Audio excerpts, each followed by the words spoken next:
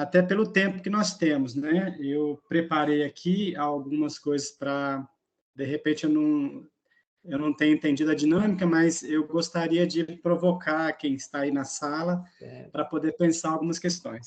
Mas depois eu posso dar material para quem quiser também. Ok, fique à vontade aí. Alcides, então, mais uma vez, muito obrigado, tá? Por nos trazer aí o Aldovano. E boa aula para vocês. Tá legal? Muito obrigado.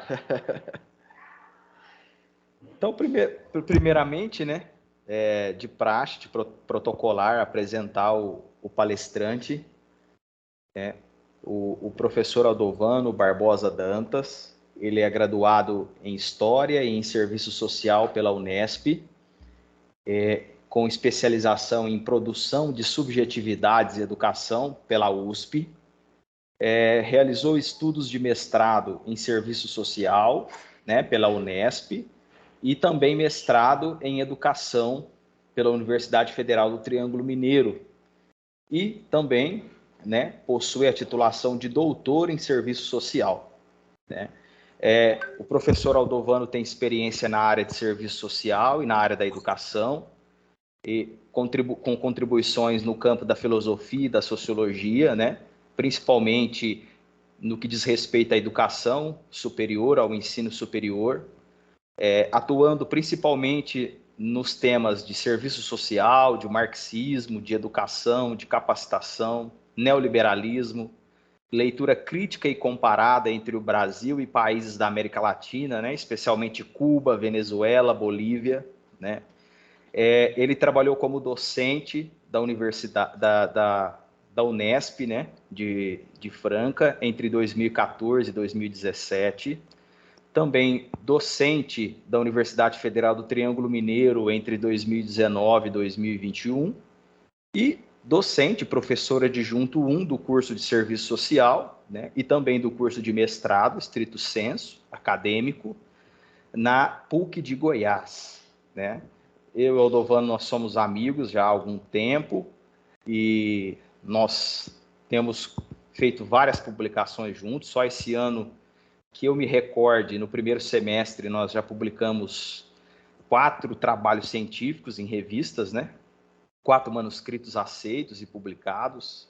Então, ele tem uma larga experiência no campo da educação, né, com interface no campo dos estudos, principalmente da questão dos estudos sociais, né? E principalmente com a sua formação, ele tem a sua formação básica em História e também em Serviço Social. Então, ele vem trazer essa contribuição para nós, né, essa interface entre esses campos, né? E a melhor coisa que um professor pode fazer é tentar desnaturalizar as coisas, né? As coisas entendidas como naturais, as coisas que são, muitas das vezes, cientificamente convencionadas. Então, nós estamos aqui com o martelo do Nietzsche para tentar desconstruir algumas naturalizações que acontecem no mundo, né? E eu trago aqui, né, nessa introdução, nessa apresentação do nosso palestrante, uma frase do antropólogo Lévi-Strauss, né? Nos tornamos professores para nunca deixarmos de ser aluno, né? Então, ao mesmo tempo aqui que nós estamos trabalhando com vocês que estão no curso de graduação, de licenciatura no campo, na área da educação, também nós estamos aprendendo junto com vocês, né? O Paulo Freire muito bem dizia, né?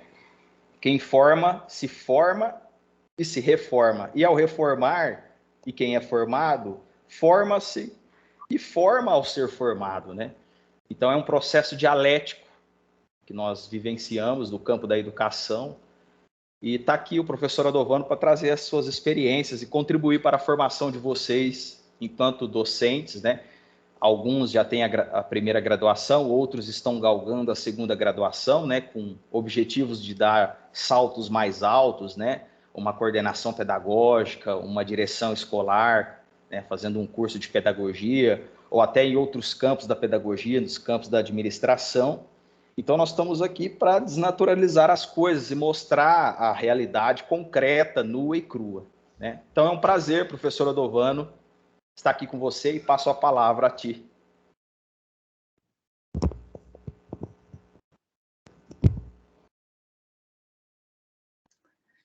Olá, muito boa noite.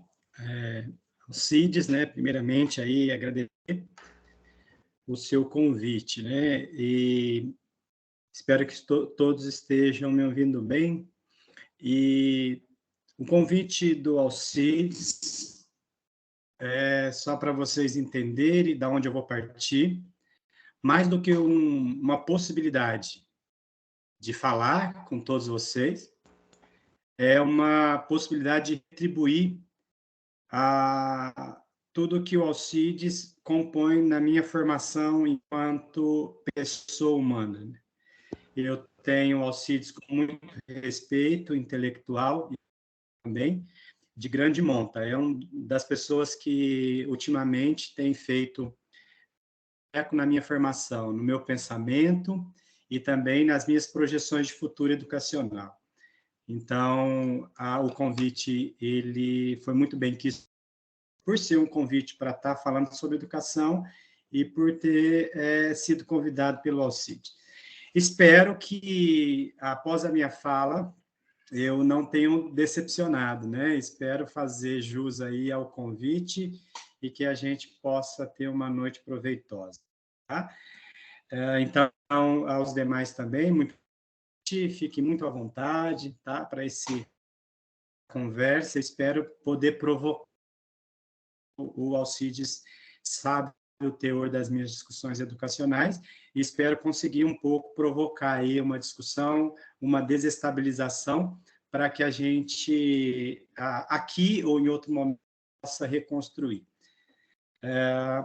Quanto tempo eu tenho para essa fala inicial, Alcides?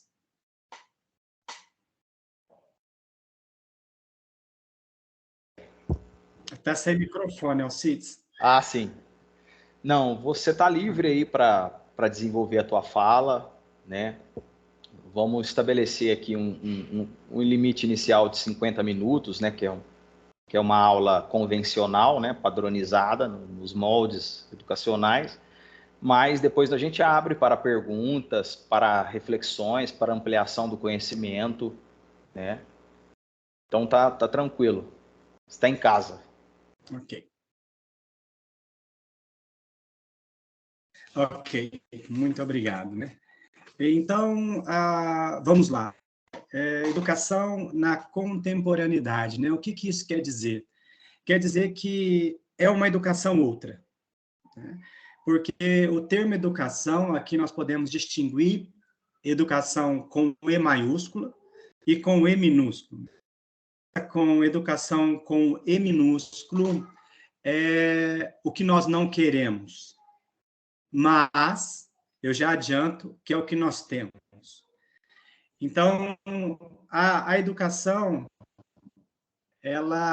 o processo educativo, ele acontece desde que o homem se entende como um animal racional e precisa transmitir os seus conhecimentos para outro. Então, isso é educação com E maiúsculo. Se eu passei a vocês aqui, que muitos são docentes, pelo que eu sondei, né, a transformação no processo educativo, todo mundo convencionaria chamar de forma positiva que a transformação ela é muito bem vista no processo educativo. Então, nós temos uma educação para uma classe privilegiada em Grécia e Roma, né? E depois nós vamos adentrar a Idade Média com um extrato muito restrito que recebia educação, e na modernidade, né, francesa, nós temos aí um alargamento do processo educativo, né? Não do processo em processo, mas enquanto pessoas que estão aptas a serem ensinadas. Essa exposição da seguinte forma: olha, a educação ela é uma forma de transmissão de conhecimento. Só que, todo tempo, foi escolhido as pessoas para estar no processo. Então, ora, a classe bem-nascida, depois a classe protegida ali pela Igreja Católica, né, alguns favorecidos, e com o advento aí das grandes revoluções, a Revolução Industrial, a Revolução Francesa, agora temos uma grande para ensinar, e pessoas que querem aprender. Pode parecer na democracia educacional. Só que, ainda neste momento de grandes revoluções, nós temos a educação para uma classe que trabalha e uma classe que dirige. Ainda não é um limbo para nós. Tá? Então, me acompanhe. Processo educativo, mais uma vez, é a transmissão de conhecimento. Só que essa transmissão de conhecimento ela foi restrita a algumas pessoas. As revoluções, as macro-revoluções, nós temos agora um processo que se difunde, só que em duas vezes, uma com poder de mando, uma com poder de obediência. Né? E aí agora nós chegamos ao que convencionamos chamar de contemporaneidade, para ação para todos. E aí eu gostaria que quem tivesse possibilidade, né, eu sei todos os embates que é fazer um curso, né, e de repente a questão que vocês estão aí, não sei se estão em casa, se estão se dedicando a essa palestra, mas que pensasse, né, o que é essa educação para todos. Né? Nós temos aí uma Constituição que completa 34 anos, né, de pensar uma educação para todos enquanto direito.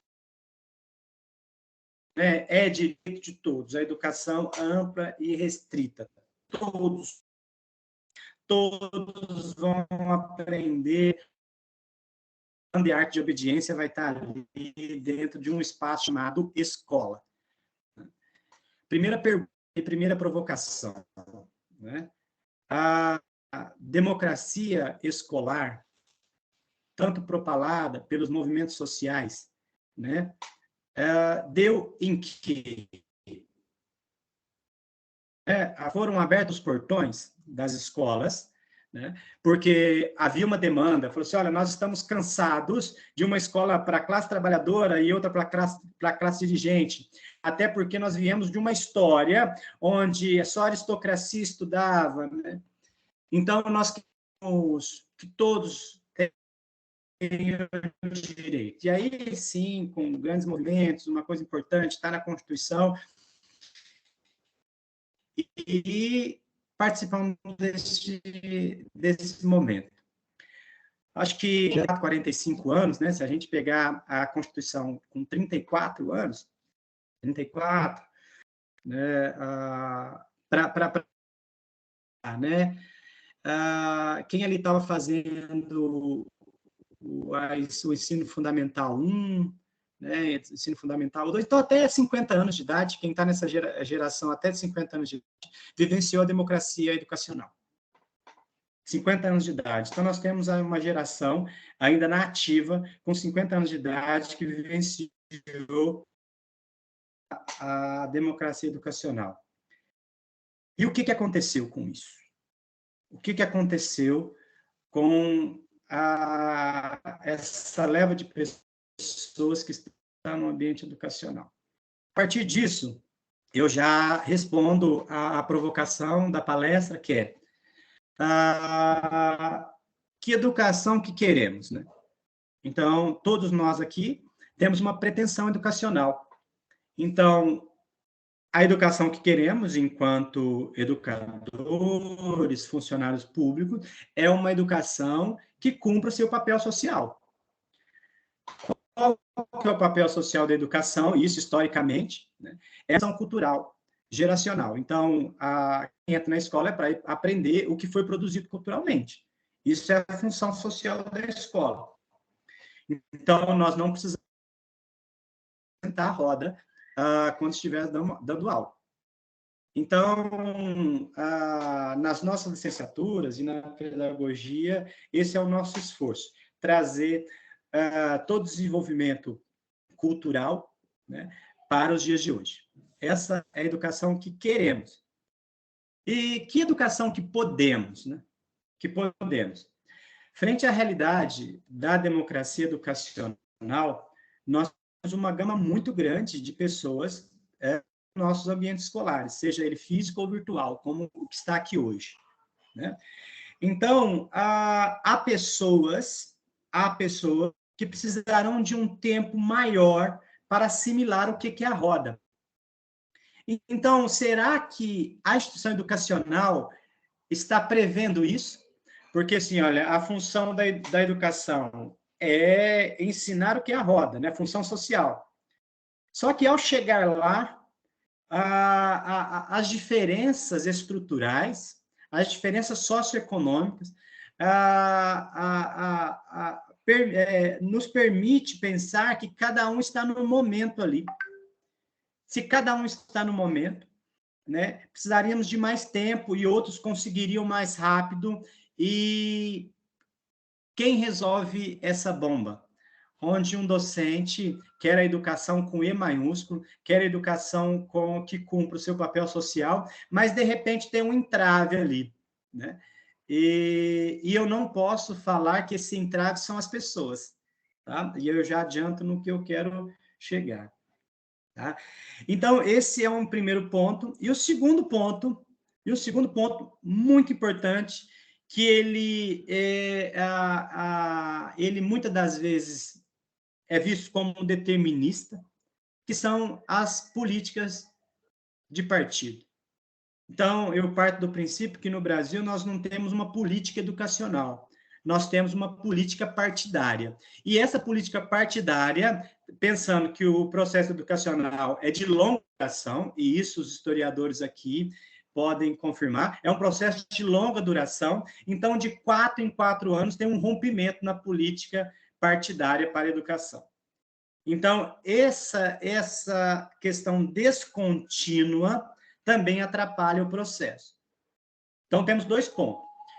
Pessoas que precisam de um tempo maior para entender a transmissão cultural e as políticas partidárias que acabam fazendo da burocracia um mote para a reeleição ou a eleição dos seus candidatos. Então, já falamos, então, a educação que queremos, é a educação com papel social, a que podemos, é a que está posta, né? E o que nós precisamos? Que educação que precisamos na contemporaneidade, né? É uma educação que entenda o papel social e que não exclua as pessoas que demandaram essa educação. Não raro, nas discussões pedagógicas, e aí quando eu falo discussão pedagógica, não é com os pedagogos, né? Nas discussões em ATPCs, em horário de trabalho coletivo, né? As discussões é sempre assim, olha, mas o aluno não quer. Mas não adianta porque ele não quer. Repetindo o velho refrão anterior à democracia educacional, que nós todos fazemos parte dela, né? Que no início eu estava dizendo que quem tem menos de 50 anos vivenciou essa democracia educacional e agora, ao olhar para essa democracia, né, diz que não funcionou porque o discente não quer. O discente não tem volição, ou seja, vontade para aprender. Então, mais uma vez, culpabilizando, ou seja, revitimizando o discente. Ele, ao entrar no ambiente educacional, precisando de mais tempo para entender o que é a roda, né? Já não basta esse desnível, ainda tem mais um agravante, que é culpabilizá-lo por não saber. Tá? Então, é dentro desses pilares que eu gostaria de conversar com vocês. Tá? E a provocação, ela parte de uma matriz de eficácia e eficiência muito conhecida por nós, chamada matriz Eisenhower, que é uma matriz que fala o seguinte, olha, que nós precisamos cuidar de 2 vertentes na nossa vida, 2. Uma que é urgente e a outra que é necessária. E aí entra nos meus estudos mais recentes, tá? Então, talvez vocês que estão aqui estão dando conta de uma demanda que é urgente. Fazer um curso de pedagogia. Fazer uma segunda graduação, e essa graduação, para incrementar a minha formação, deverá ser de pedagogia. Então, eu estou fazendo algo urgente, porque isso me favorecerá um emprego melhor, ou um emprego diferente, né? Me favorecerá os provimentos, abrirá mais possibilidades de trabalho. Então, isso é urgente, urgente. Então, vocês estão muito, muito corretos. Muito corretos, porque se você não der conta do que é urgente, a sociedade vai te esmagar como um rolo compressor. Tá? Então, parabéns por ter escolhido, né, mesmo depois de um dia de trabalho, mesmo depois de todas as demandas cotidianas, ainda encarar uma demanda que é urgente. E quem não está encarando isso vai vivenciar duras penas no mercado de trabalho. Isso é fato. Só que o que poucas pessoas têm feito é fazer o que é necessário. Então, dentro dessa matriz, o urgente bate a porta, mas você não pode descuidar do que é necessário. Porque quando o necessário virar urgente, você vai perder. E eu vou explicar mais detalhadamente o que eu estou dizendo. Então, o que é urgente? Fazendo um curso de pedagogia, vou ser bastante didático, pelo menos vou tentar. O que é necessário? Ter uma leitura de realidade. E essa leitura de realidade leva tempo. Leva tempo. Então, eu vou fazer o curso de pedagogia, que é urgente, mas sem descuidar da minha formação mais sólida. E essa formação mais sólida, quando eu for requisitado, eu poder usar isso. Porque se você descuidar dessa formação mais sólida, que leva mais tempo, eu não estou dizendo que a pedagogia não é sólida, mas leva tempo, mesmo nos estudos pedagógicos, né, você se aprofundar. Ao aprofundar nisso, você cuida do que é necessário. Cuida do que é necessário quando for requerido a você conhecimentos mais profundos, seja na área da pedagogia, seja na área da crítica, seja na área da leitura da realidade, você está pronto. Você está pronto. Mas nós não temos feito o que é necessário. Então, quando nós estamos frente à democracia educacional, quando nós temos uma sala superlotada, seja, mais uma vez, física ou online, e aí bate o que é necessário, você precisa de um conhecimento sólido. E se você não tem, nada de adianta fazer o que é urgente. Porque o urgente ele tem prazo de validade.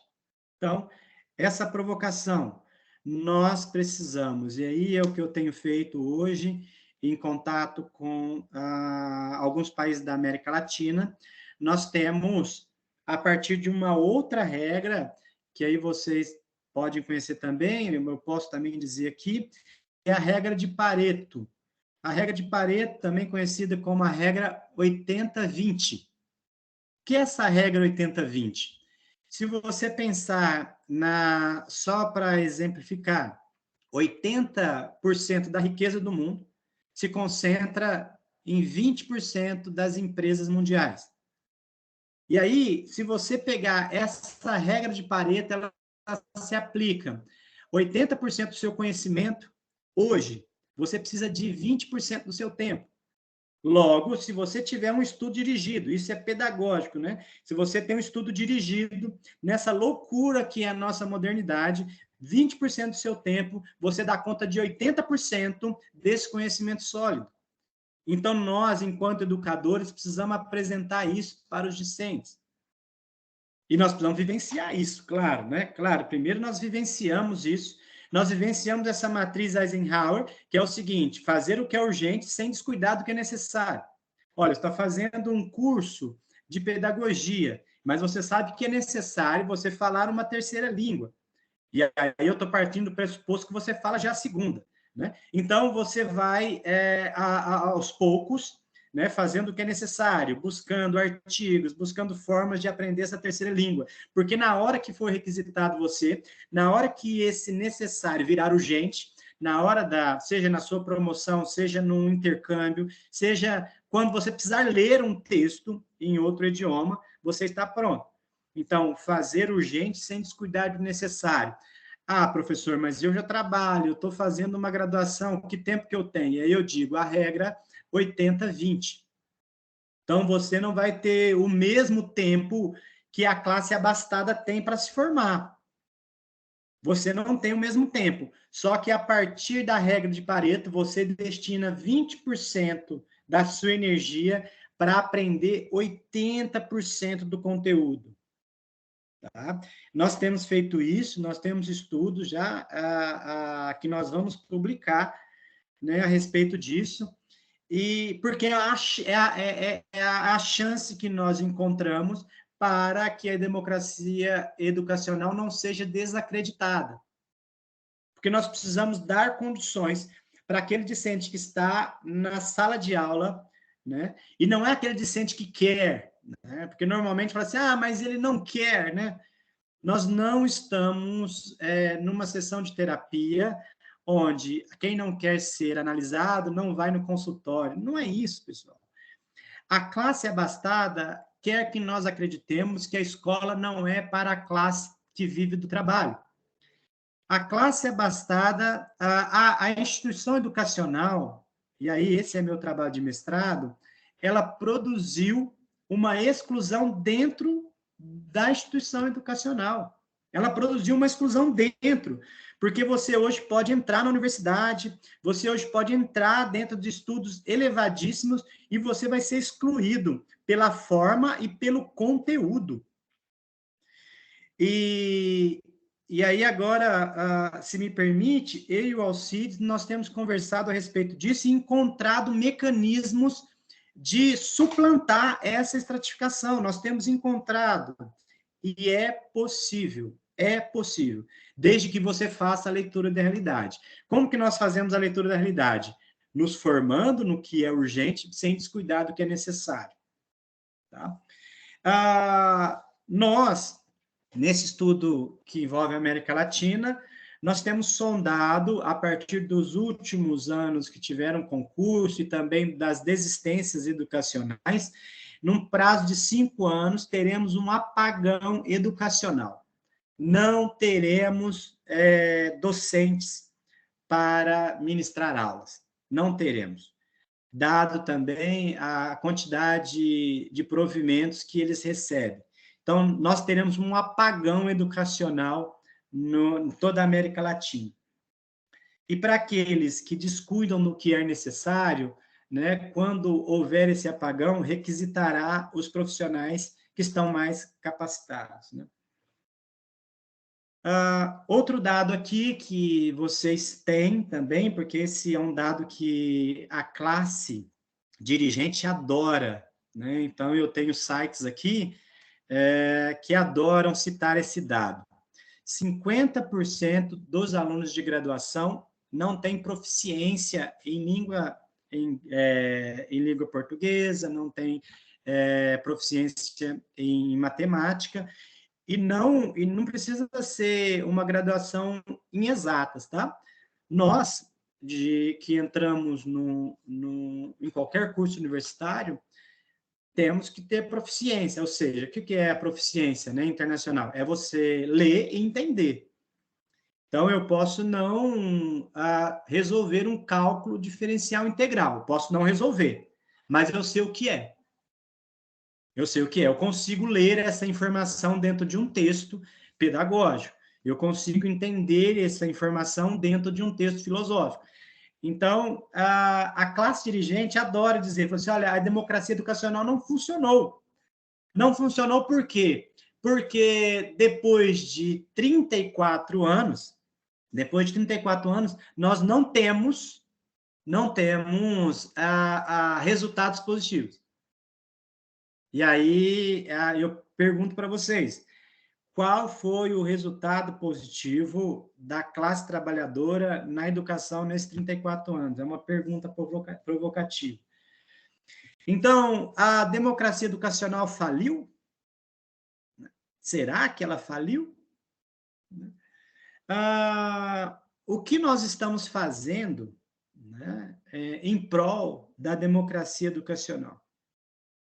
Ou nós estamos reproduzindo o que historicamente foi posto na educação, a educação para os melhores? Uma educação exclusivista, uma educação para quem tem aptidões. É isso que a educação, é isso que a pedagogia propõe, né? Uma educação para os melhores. E melhores em quê? Né? E melhores em quê?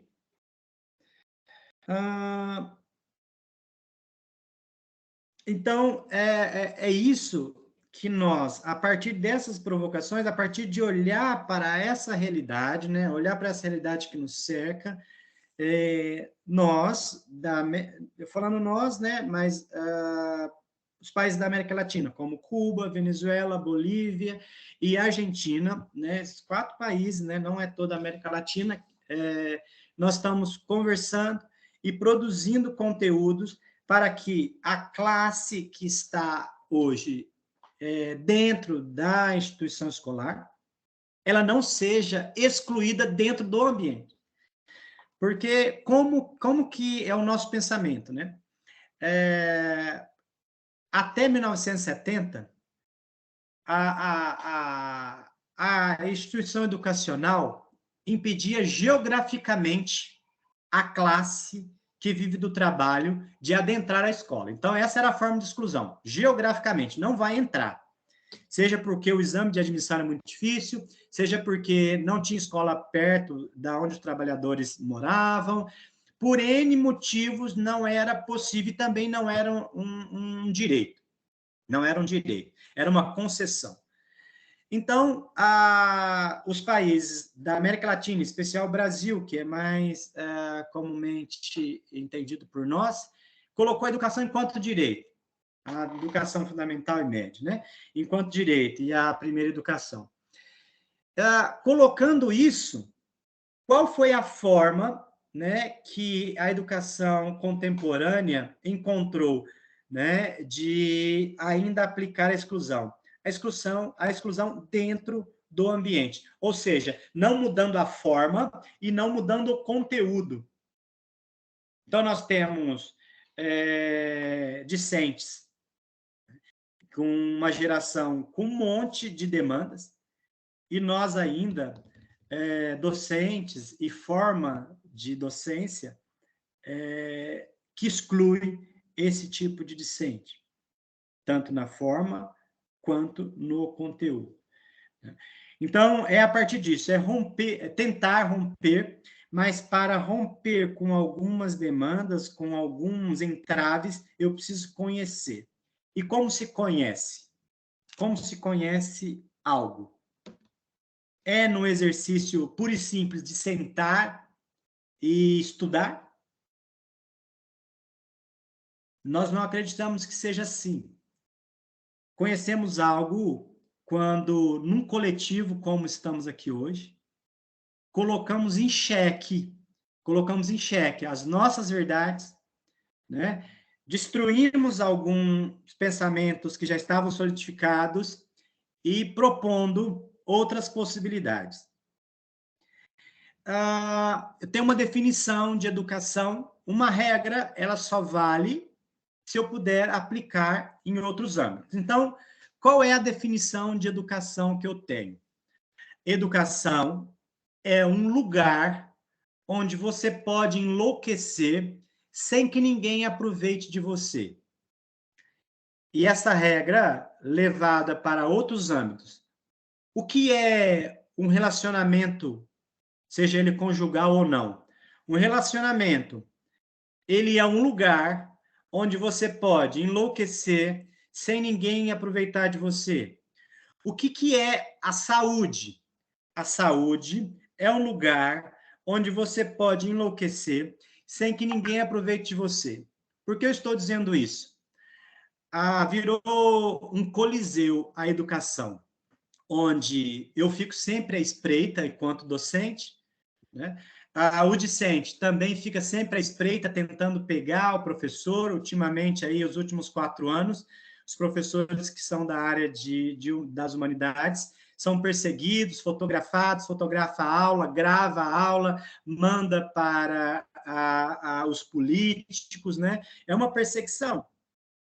Então, não é um ambiente onde eu posso me debruçar, porque sempre ou um ator ou outro vai se aproveitar, né? Isso acontece em todos os âmbitos da sociedade.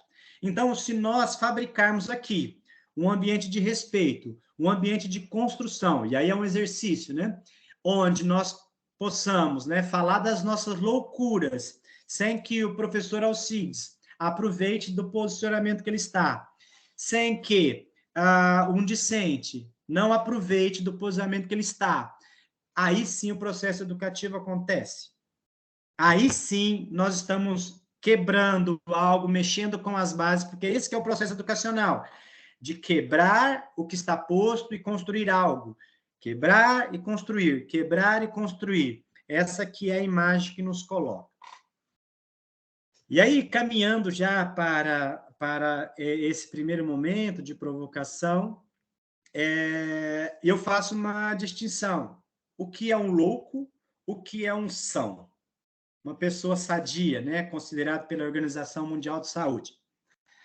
A única diferença entre um louco e aquele que é são, né, que está com as suas capacidades mentais ok, é que o louco fabula sozinho.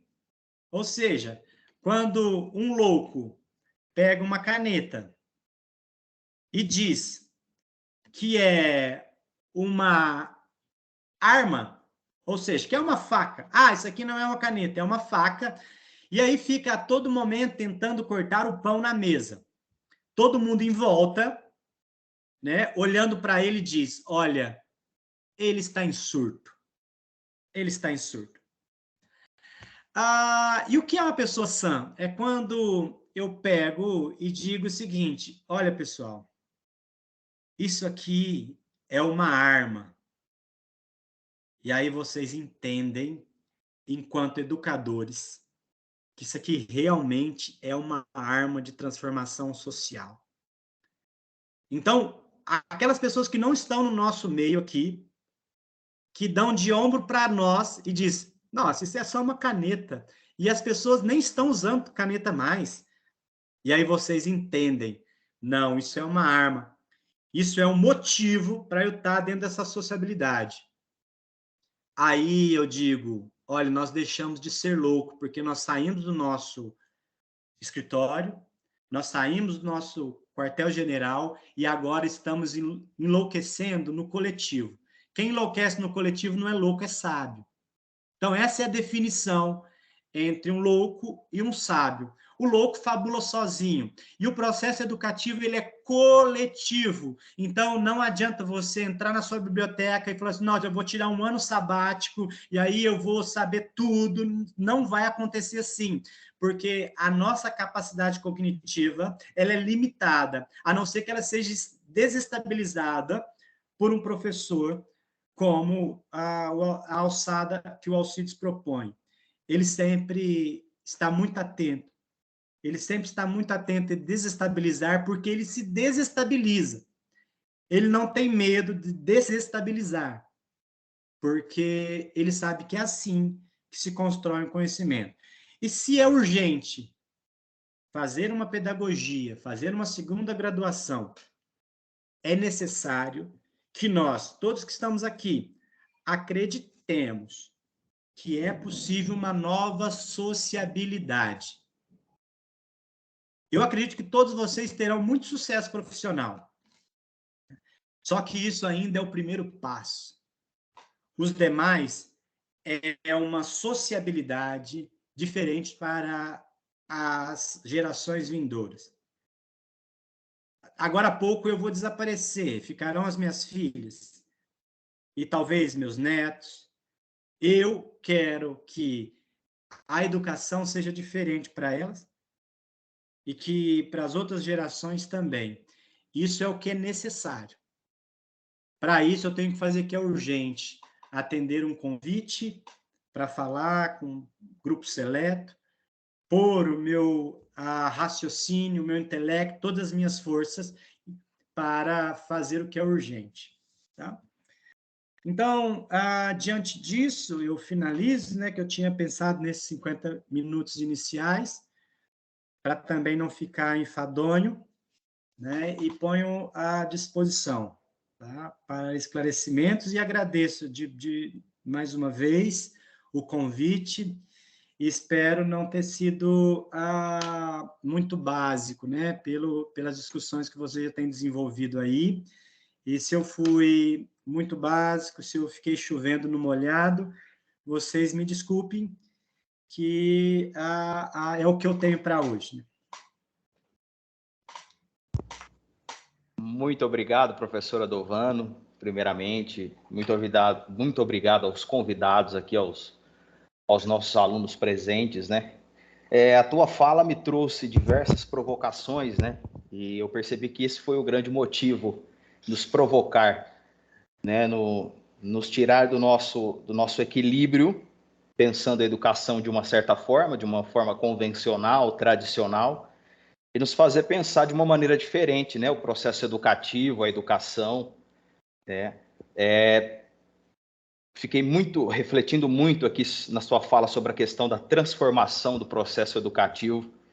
Lembro dos meus estudos de mestrado, as leituras sobre a questão da educação dual, que tanto você falou aqui, né? A educação dividida em duas partes, uma para formar os trabalhadores, né? E a outra para formar as classes dirigentes. Lembro que desde a época de Vargas, desde os anos 30, esse modelo já está convencionado no Brasil, né? Para essa formação dual, a teórica professora Azevedo, né, no campo da educação e da sociologia, ela trabalha muito com isso, né, com a questão do Estado, das políticas educacionais, e como que essas políticas educacionais, muitas das vezes, elas são políticas partidárias e não políticas de Estado, e como que a construção da educação no Brasil ela foi pautada através desse viés, dessa diferenciação entre duas educações, né, para formar as classes dirigentes e para formar a força de trabalho, né? Na época de Vargas tinha até os relatos, os escritos, né, dos teóricos educacionais da época, para que não deixassem as pessoas no campo, podemos dizer assim, no campo da criminalidade, da marginalidade, e fazer com que essas pessoas se tornassem produtivas para o sistema capitalista.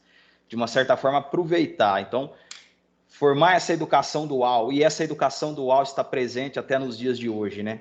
A educação para formar as classes dirigentes e a educação para os trabalhadores. E nós vemos, né, nas políticas partidárias dos partidos, sempre essa pregação, essa continuidade com esse sistema de educação dual, né? Principalmente na questão do ensino técnico.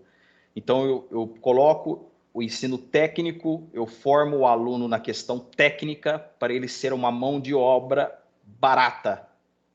E eu não mexo na estrutura do ensino dual para que aquelas pessoas das classes dirigentes continuem seguindo, sentando nas cadeiras dos postos que vai comandar o país, né? Então, refleti muito sobre essa questão. E a questão da educação, da democracia educacional, né? A ideia de uma democracia educacional, a qual traria a educação para todos, né? Essa falácia, né? Porque nós sabemos muito bem que a educação no Brasil é uma educação que inclui excluindo, né? Pude captar isso bem da sua fala, é uma educação, é uma inclusão excludente, principalmente quando nós vemos as pessoas, as portadoras de necessidades especiais, né, dentro das escolas, principalmente nas escolas particulares e nas públicas também, né, essa inclusão excludente, eles estão ali em corpo, mas eles não estão conseguindo, né, construir, adquirir o patrimônio cultural da humanidade, que é o que está falando na LDB, né? A educação para a construção do sujeito, construir o sujeito para ele atuar no setor econômico, no setor político, no setor social, aprendendo, né, a cultura do patrimônio cultural da humanidade, né? Cultural, científico e técnico, mas isso não acontece na prática. Então, essa democracia educacional, ela inclui excluindo, uma democracia excludente. Faliu, você fez essa pergunta, faliu? Faliu. Por que nós estamos fazendo dentro das nossas escolas? Isso serve para os nossos alunos aqui que estão fazendo a primeira graduação, trazendo para a ideia a questão da reprodução, né? Nós estamos reproduzindo muitas das vezes o sistema reprodutivo, pegando aí a ideia de Althusser, né? A reprodução. Nós estamos reproduzindo aquilo que está nos manuais, que foi escrito por alguém que tinha um determinado objetivo, e esse determinado objetivo está servindo aos interesses de uma determinada classe, e essa determinada classe quer continuar no topo. Então, para que ela continue no topo, esse artefato social, que é o currículo, que é a educação, que é o sistema avaliativo, né, é um artefato social falido, porque o que ele faz com os nossos professores nos cursos de graduação, muitas das vezes, é ensiná-los a reproduzir aquilo, né, não formá-lo, e aí eu entro relacionando com a aula passada, né, formar o professor crítico, reflexivo, o professor pesquisador, que busca sempre o processo dialético, né, de superar as contradições, superar os obstáculos epistemológicos que são colocados à sua frente. E através dessa superação desses obstáculos epistemológicos, eles conseguem atingir o novo, a síntese de algo contraditório do passado, né? E construir ou reformar, você fez essa instigação. Estudando a história do currículo brasileiro, a história da educação brasileira no mestrado, eu pude perceber que as políticas educacionais são políticas de governo e não de Estado. E as políticas de governo, elas estão preocupadas em reformar e não reconstruir. Então, uma coisa é você fazer uma reforma, pegar algo velho e tentar maquiá-lo, transformá-lo em algo novo. Outra coisa é você destruir os alicerces, as bases e construir algo novo, né? Que seja válido para essa sociedade contemporânea que nós estamos vivendo, essa sociedade fluida, de mudanças drásticas a todo momento, né? De uma velocidade incrível, que as mudanças vão sendo operadas, e a escola, que muitas das vezes ela só é reformada, ela não consegue acompanhar essas mudanças, porque a sua estrutura, a sua base está maquiada, não é uma construção que consiga acompanhar a velocidade das transformações que está ocorrendo no mundo contemporâneo, né?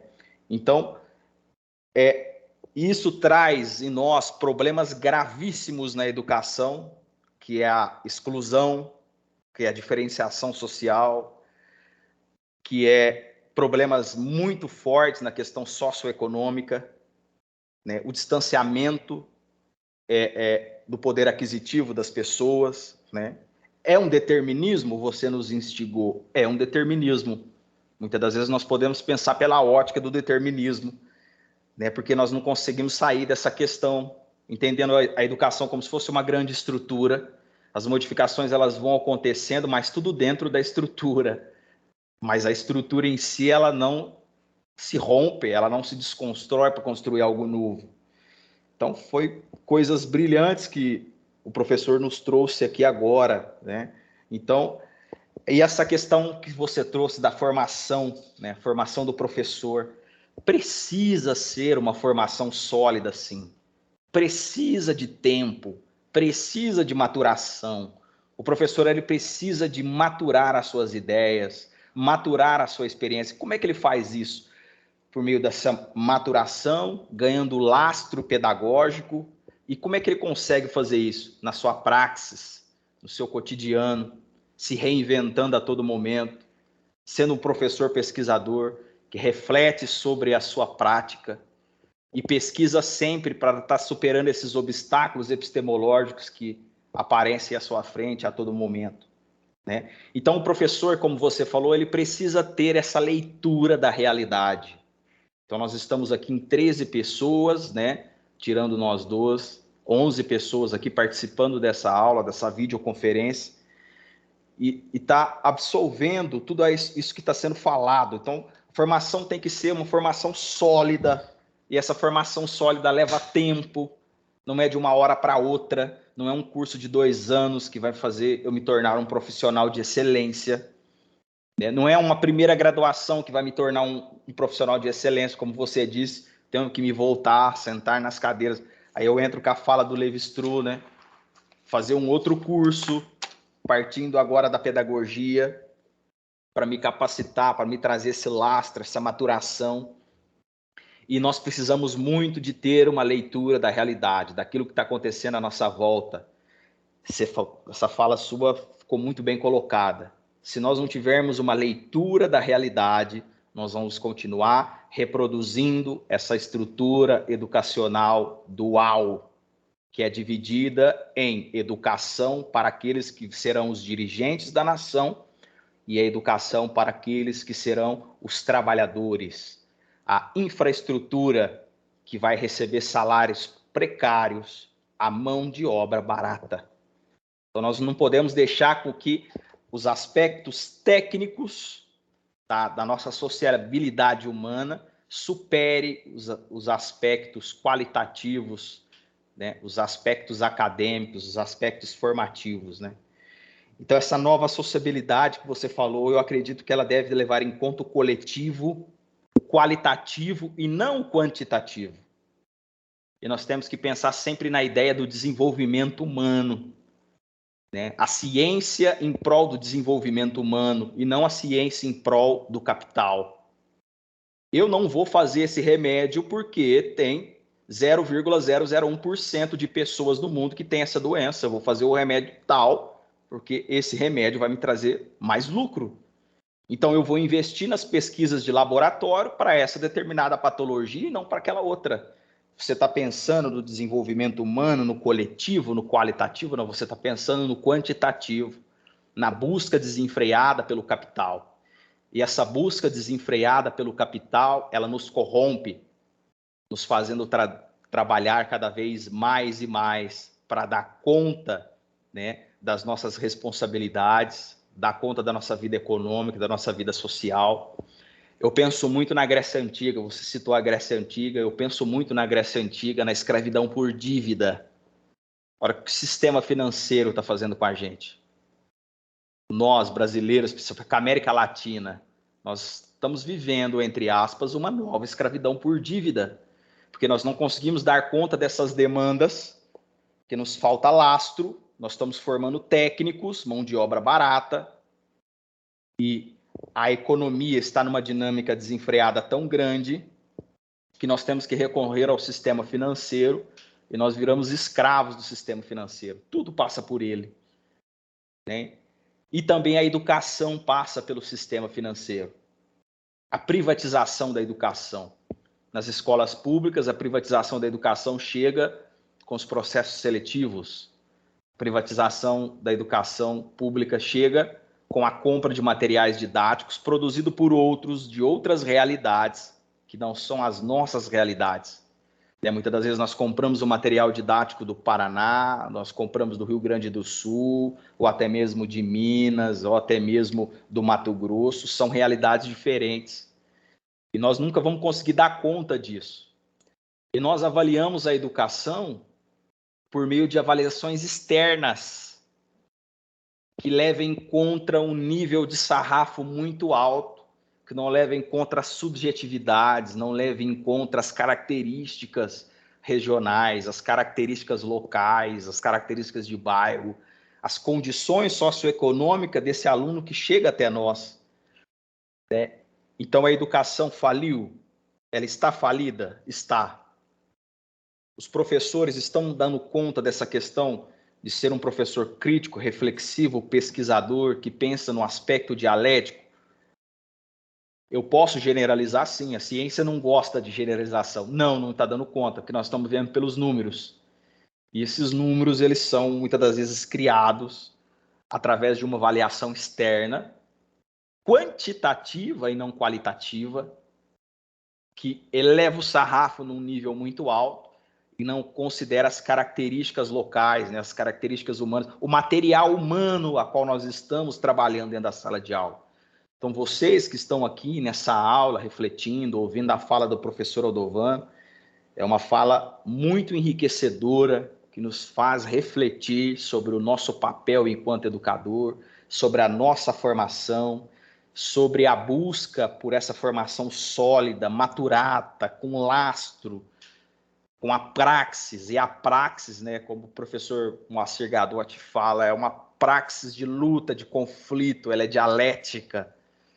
E através desses conflitos que nós temos dentro da educação, que nós tentamos superar os obstáculos epistemológicos que nos são colocados. Então, professor Aldovano, só temos que te agradecer muito por isso, que você, a sua fala trouxe essas reflexões e eu fico doido para falar, principalmente no ensino superior, porque nós estamos vendo, nós estamos na academia, nós estamos dentro de centros de pesquisa, nós estamos vendo aquilo que está sendo pesquisado, nós estamos conseguindo perceber as forças que nos impedem muitas das vezes de fazer pesquisas a qual elas possam chegar até a sociedade. Muitas das vezes ela fica pairando por cima, ela não consegue chegar até onde ela precisa chegar na sociedade. Então, vocês que estão aqui nessa aula, que estão recebendo essa formação, que estão fazendo a primeira ou a segunda graduação, vocês precisam ter essa consciência concreta do que é a educação no Brasil, dos problemas que nós enfrentamos na sala de aula, e para a gente podermos buscar superações, lutar, né, por políticas educacionais de Estado e não políticas educacionais partidárias, né? Perdão. Não reformar, mas reconstruir. Eu acho que esse é o caminho. Professor Aldovano, passo a fala para você. Bom, perfeito, concordo ipsis literis, né? A sua fala. E acredito que nós podemos fazer uma micro-revolução, né? Porque o cenário não é nada animador, né? Se você coloca no docente enquanto profissão, não é nada animador. Porque se fizer uma busca rápida aí, vários profissionais com graduação ganham muito mais do que um docente. Na semana passada, nós fizemos uma pesquisa aqui no estado de São Paulo. Um aluno, ele custa para o estado R$ 4.700 mensais. Então, menos do que um professor ganha aqui. Então, professor enquanto profissão, a gente tem que superar isso, né? Não sei se vocês estão ouvindo, aqui está uma chuva torrencial, vocês estão ouvindo? Né? Espero que consigam ouvir minha fala também. Então, concordo, e acho que um elemento que nós podemos colocar é tentar entender como nós podemos mexer nessa estrutura. Nós não conseguimos demolir pela força que temos, mas nós temos que colocar um elemento corruptor aí, né? Elemento corruptor dentro dessa estrutura, que ao somar mais elementos, mais pessoas, mais coletivo, até nós termos a possibilidade de implodir esse sistema educacional que está posto, né? Então, é isso que eu gostaria de ensejar, né? Eu não sei se é corriqueiro, né? Assim, ouvir quem está aí do outro lado, ver se tem alguma pergunta, alguma coisa, não sei se a gente pode fazer isso. Se quiser, eu fico falando aqui a noite toda. Vamos sim abrir para perguntas. Você falou agora, eu pensei muito em Karl Popper, né, que é um teórico da ciência, e ele fala muito bem da questão da falibilidade, da falência das teorias. Então, nós precisamos encontrar uma teoria, ela é válida, até o momento que nós conseguimos encontrar as suas falhas. E através dessas suas falhas, nós conseguimos quebrar o paradigma e construir um novo paradigma. Muitas das vezes, esse paradigma novo que é construído pega algumas contradições, alguns restolhos da teoria antiga, né? para a nova teoria. E assim a ciência caminha, né? Nós precisamos encontrar esse sentido de falível dentro da ciência, né? Na década de 30, na década de 50, encontrou esses princípios na educação de 30, e nós tivemos em 61 a LDB. Depois logo veio a ditadura civil-militar, com um novo paradigma, mas esse não pelo princípio da falseabilidade, mas pelo princípio da imposição autoritária, né, e que perdurou aí por mais de 20 anos.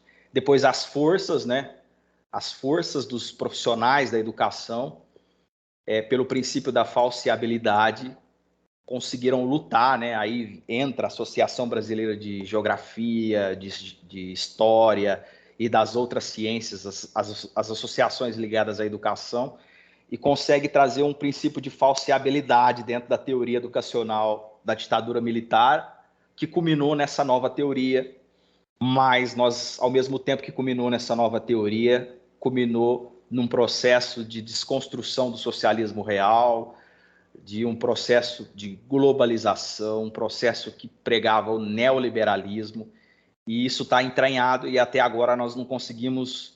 Os cientistas estão fazendo isso na academia, mas isso não conseguiu chegar na consciência geral da população, né? Eles já estão encontrando esses princípios de falsificadores dessa teoria neoliberal de educação, mas ela não está conseguindo chegar pelas forças, né, econômicas, pelos grandes empresários da educação que comandam essa grande estrutura. Ele não deixa esses princípios de falsificação teórica chegar para nós aqui, meros mortais, e conscientizar a população. E aí nós estamos perpetuando até que nós conseguimos provar essa falsificação para a população em geral e construir algo novo, né?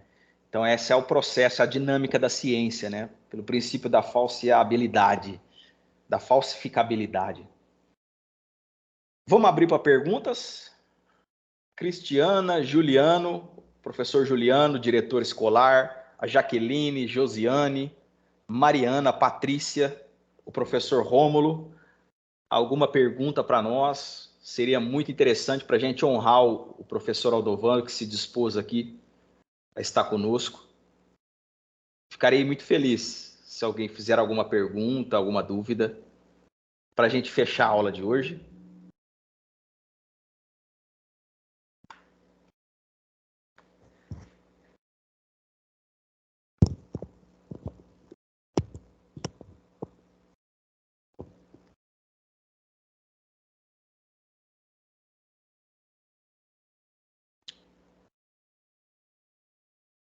Alguma pergunta? La pergunta?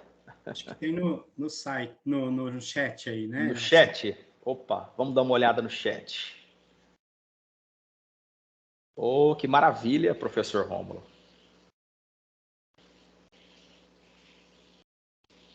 Muito obrigado, Marina. E o professor Rômulo. Professor Rômulo, diretor do Colégio Objetivo, trouxe uma questão aqui para a gente, né?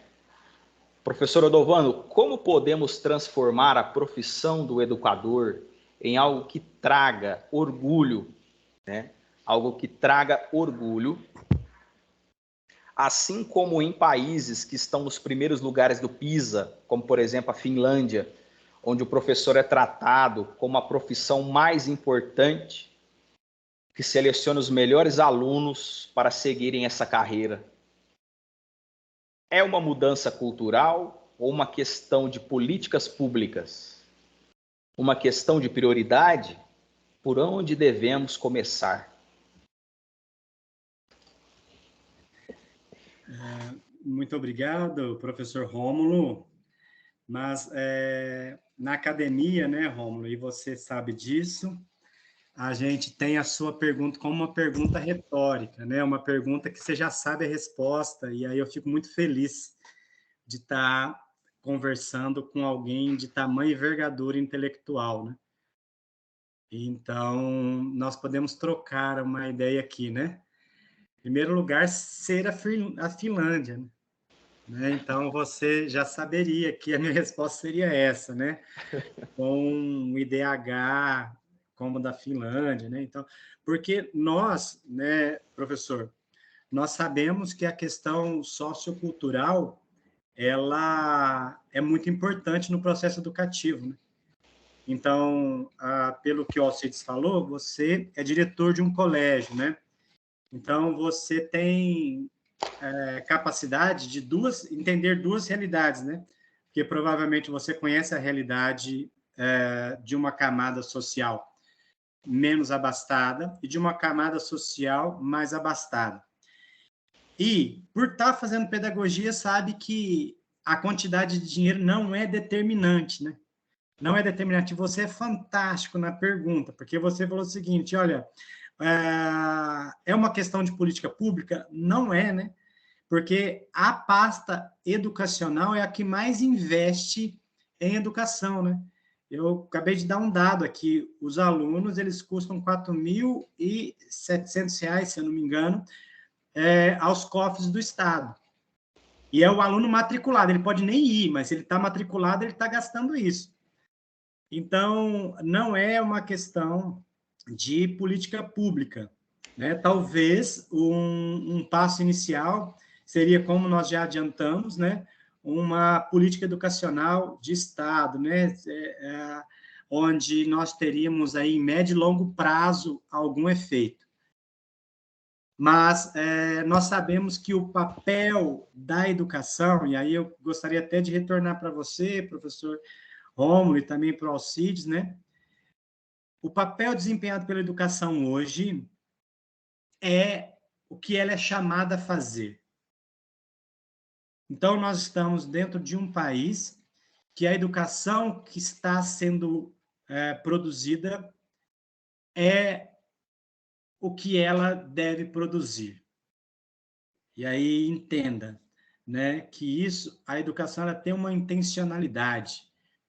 Então, ela é muito eficaz e eficiente para o quartel-general de quem está elaborando essas políticas para a educação.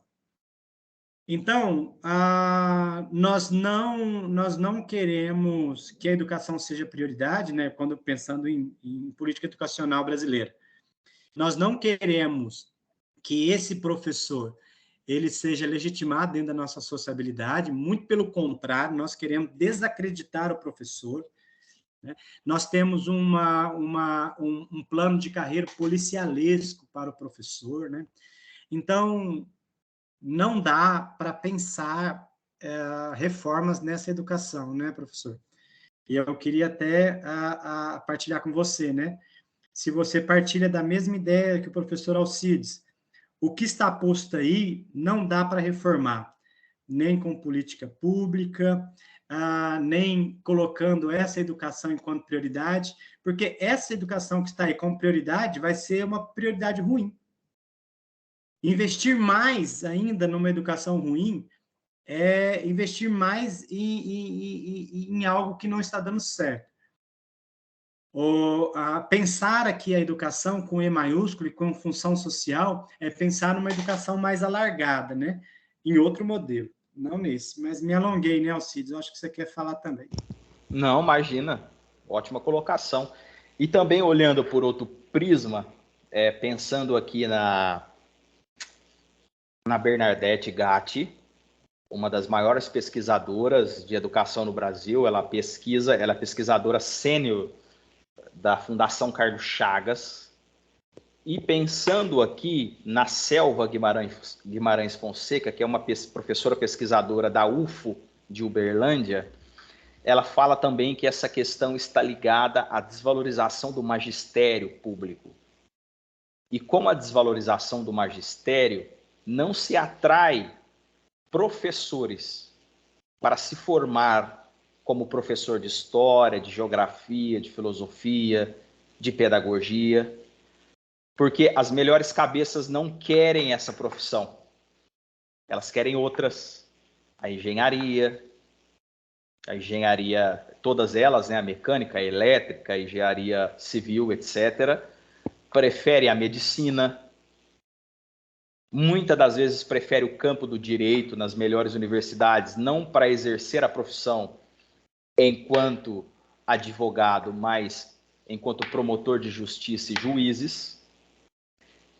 E os que entram na educação, as melhores cabeças que está e que estão, pelas condições que está a educação e pelas condições econômicas do professor, ele não fica na educação básica. Ele estuda, ele procura fazer mestrado, doutorado, para ele ser um professor pesquisador do ensino superior. Que lá ele vai ter uma condição econômica e uma qualidade de vida para a construção dos seus projetos bem melhor do que a educação básica. Se a gente for ver o piso salarial da educação básica em escolas públicas, igual o Aldovano falou, qualquer outra profissão ganha igual ou até mais. Então, a maior parte das melhores cabeças do Brasil preferem outras profissões. E o que resta ainda de melhores cabeças, né? Melhores cabeças que eu falo são pessoas de alta capacidade, que teve um capital cultural farto, bom, para ser um bom profissional, né? Que tem leitura de realidade, que tem uma formação sólida. Ele não fica na educação básica, no ensino fundamental 1, 2 e médio. Ele procura o ensino superior. Isso quem está falando não é o professor Alcides, é a Bernadette Gatti, é a Selva Guimarães Fonseca, é a Circe Bittencourt, que são teóricos que pesquisam essa questão da formação docente, desenvolvimento profissional docente dentro do campo da educação. Então, o que sobra ali para lecionar na educação pública? São pessoas que, muitas das vezes, não quero generalizar, mas somos todos adultos aqui, e muitos aqui já têm uma formação. Muitas das vezes as cabeças que não teve uma boa formação, que não tem um bom lastro, que não tem uma maturação teórica, epistemológica, né? Que não tem uma praxis, porque aí o Estado de São Paulo, principalmente, pega pessoas que não são nem formadas na área, né? Pega advogados que estão desempregados para lecionarem as disciplinas, e ele não passou pelas disciplinas pedagógicas, igual vocês aqui estão passando. Então, tem todos esses fatores, olhando por um outro prisma. O que você acha, Aldovano? Para a gente entrar na outra pergunta aqui. Eu concordo, né? E aí, agora o Juliano, ele fez a pergunta da noite, sabe? E aí foi fantástico, sabe? Quando você espera que alguma vez alguém possa te fazer uma pergunta, né? E aí, e só alguém que está imerso dentro disso, é só alguém que está disposto a se desestabilizar poderia fazer uma coisa dessa, né? Então, vamos lá, Juliano, você me ajude também, aí, Alcides e Juliano também me ajude, né? Que é o seguinte, de um lado, nós temos as condições materiais, né? Que o Alcides colocou. Materialmente, de partida, nós já estamos perdendo. Com poucos provimentos, muita pressão e uma quantidade de trabalho homérica. Pronto. Então, esse de um lado. Aí, de outro lado, temos assim, olha, ainda nós estamos no lugar onde nós queremos estar. Aí o professor Juliano fala o seguinte, olha, na minha escola, na sua grande maioria, temos um corpo docente no final de carreira, e aí, com isso, ele quer que, parece que, a pensar, né, uma forma de motivar, é isso, né, Juliano? Né, para pensar essas transformações, ainda com essas pessoas desmotivadas. Vê se eu entendi, é isso mesmo que você colocou?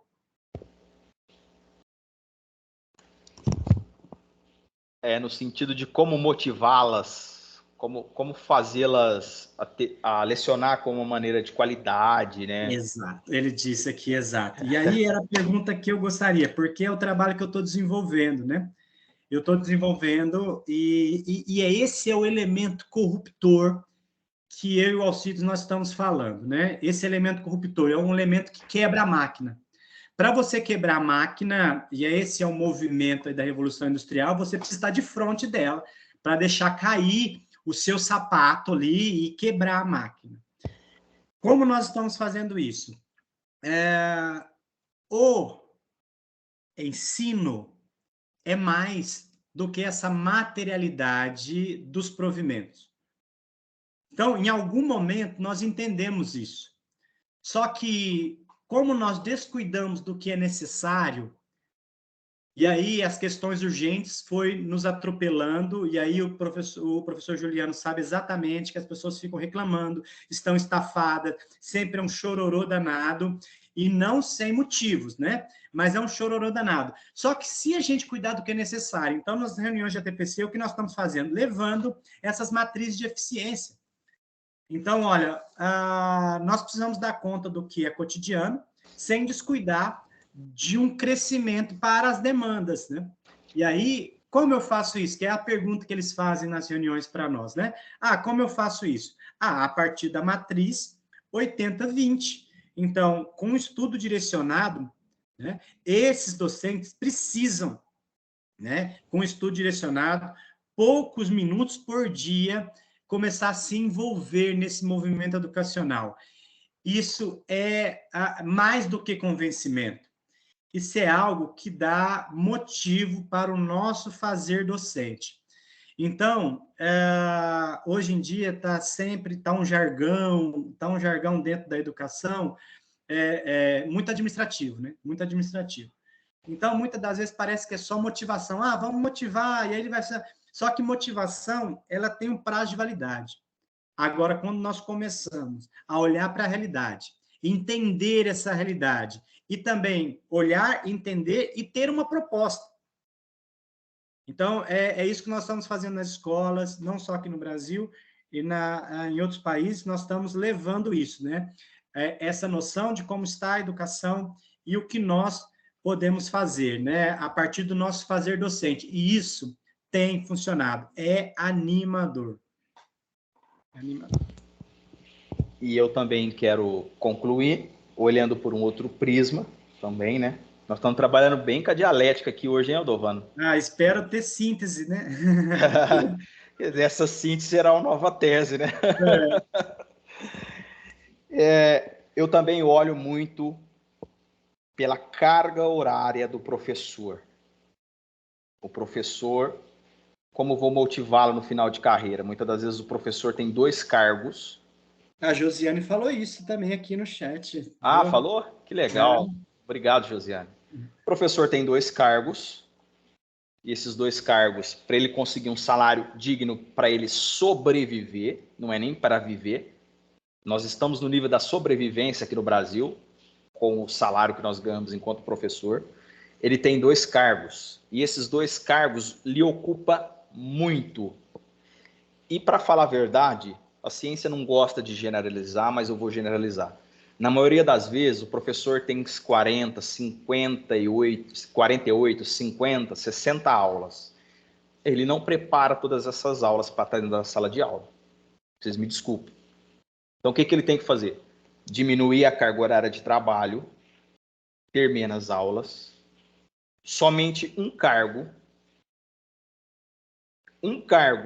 com uma carga horária reduzida, ter espaço dentro dessa carga horária para a formação continuada e ter também, ao mesmo tempo, valorização salarial.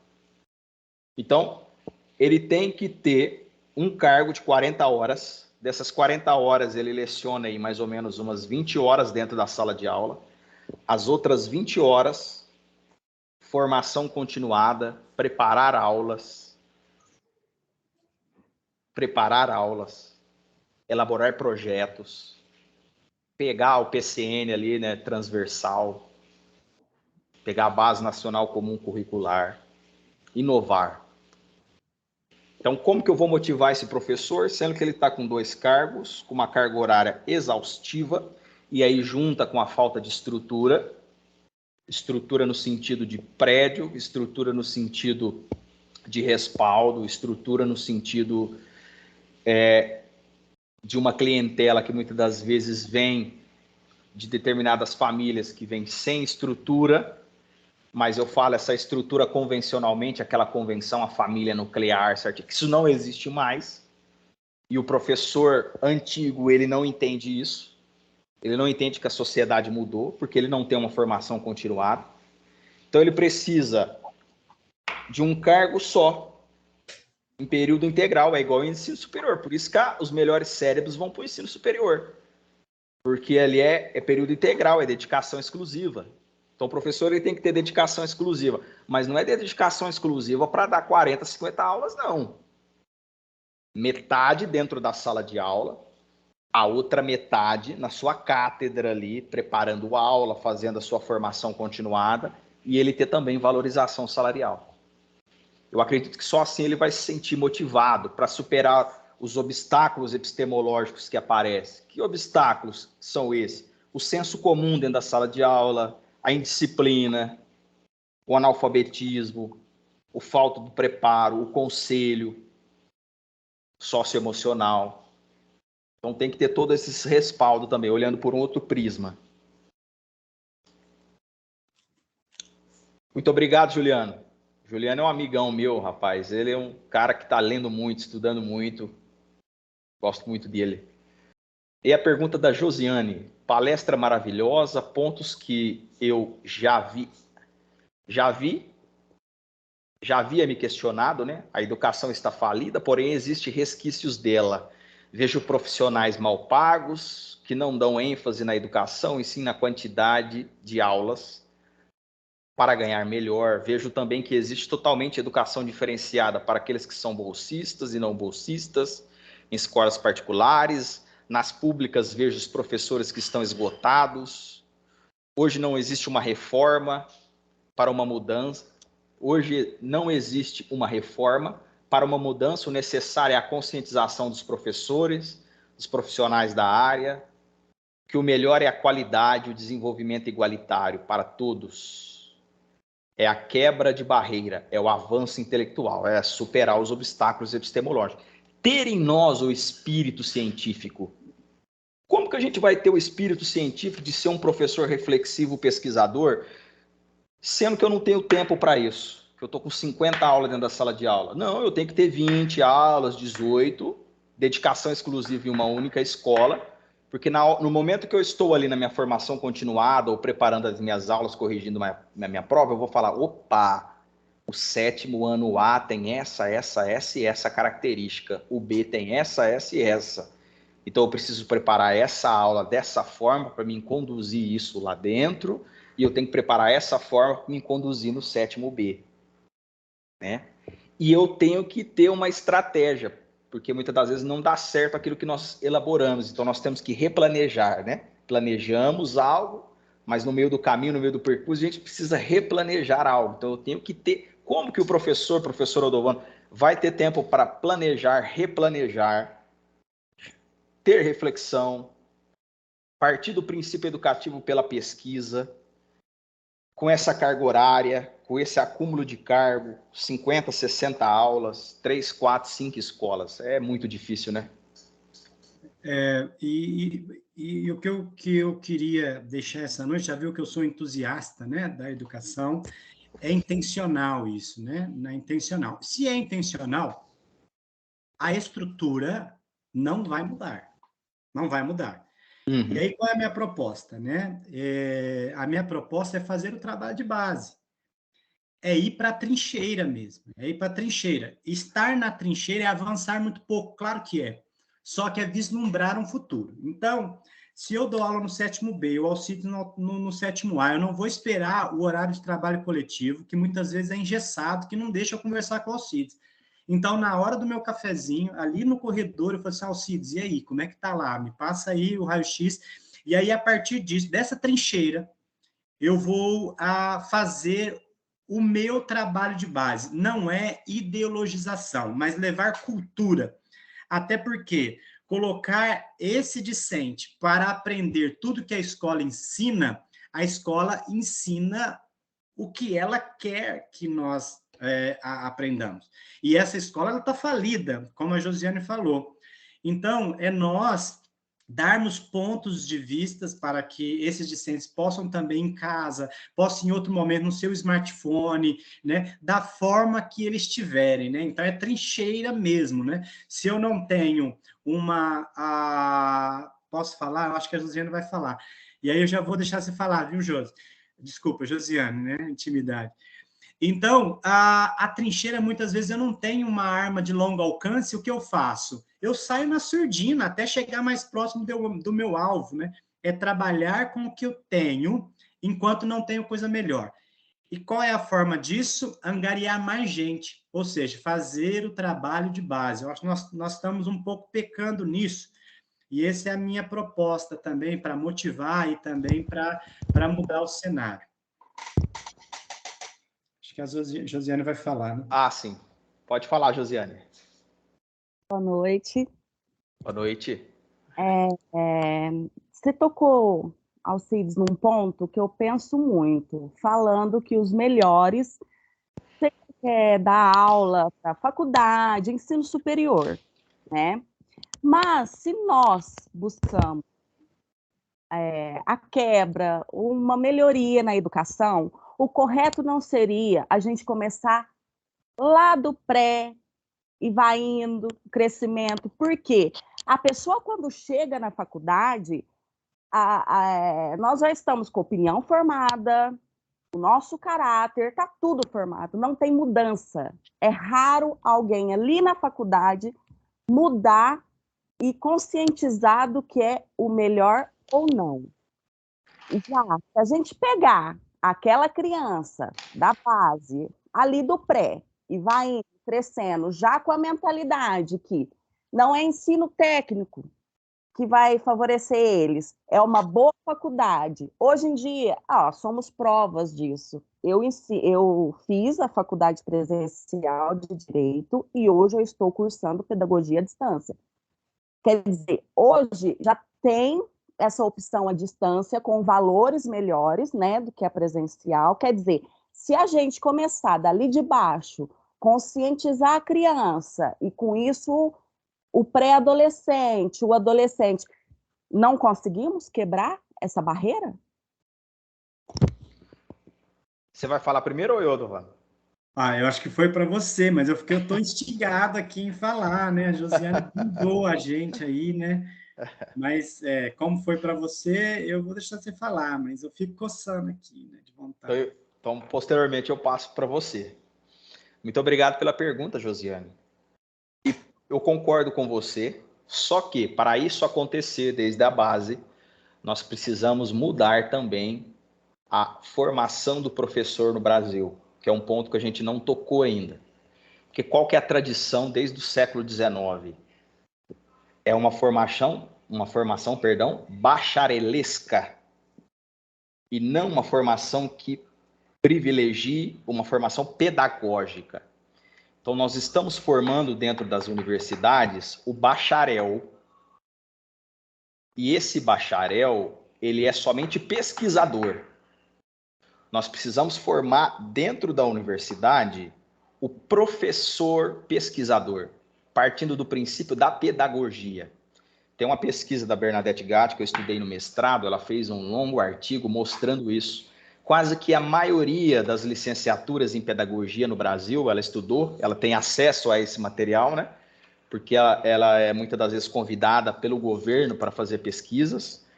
Então, nós precisamos mudar a formação e, a partir dessa formação, começar a mudar ali na base, na educação, na pré-escola, na educação infantil, ensino fundamental, médio, ensino fundamental 1, 2, médio. Então, nós temos que mudar essa questão da formação, de uma formação bacharelesca para uma formação mais ligada à pedagogia.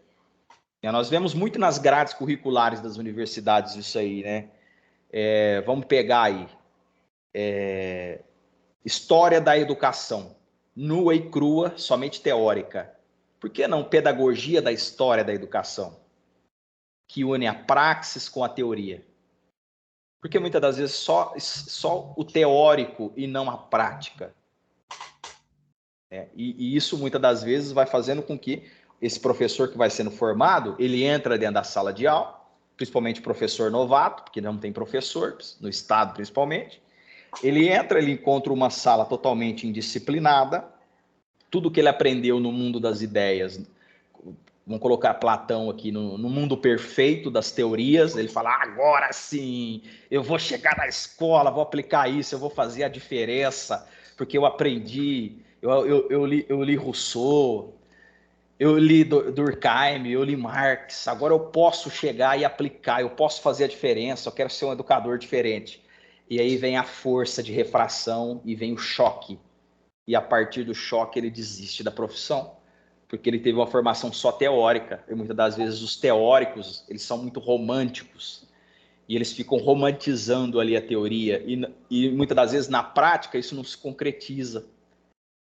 Então, nós precisamos, primeiramente, de ter uma formação pedagógica, formar o professor. A licenciatura tem que ser uma formação pedagógica e não bacharelesca.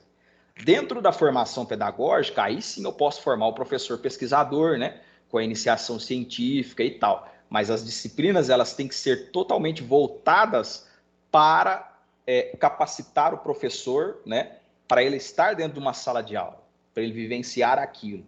E muitas das vezes que a gente encontra é o bacharel lecionando. Não, mas eu fiz o curso de licenciatura, mas a sua formação foi bacharelesca. Foi teórica.